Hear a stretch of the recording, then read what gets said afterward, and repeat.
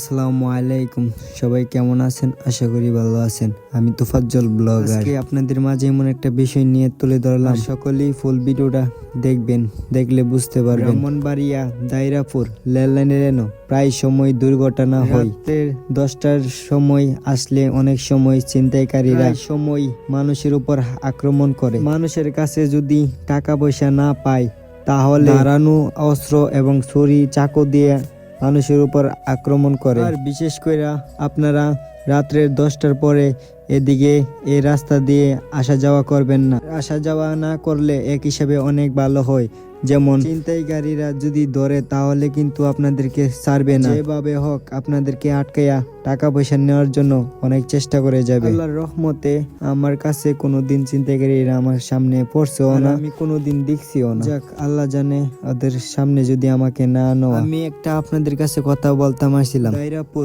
লেনদেনের প্রায় সময় কিন্তু ছিনতাইকারীরা ধরে এবং মোবাইল, টাকা পয়সা যা কিছু পারে তাই কিন্তু নিয়ে যায়। আপনারা অনেকেই কিন্তু জানেন। বিশেষ করে কিন্তু এই ছিনতাইকারীরা যদি ধরতে পারেন ওদেরকে কিন্তু কঠিন শাস্তি দিবেন। আমি প্রশাসন এবং ব্রাহ্মণবাড়িয়ার মানুষজনকে বলতে চাই ওদেরকে যেন কঠিন শাস্তি দেওয়া হয়। ব্রাহ্মণবাড়িয়ার মানুষজন, আপনারা সবাই এই ভিডিওটাকে শেয়ার করবেন।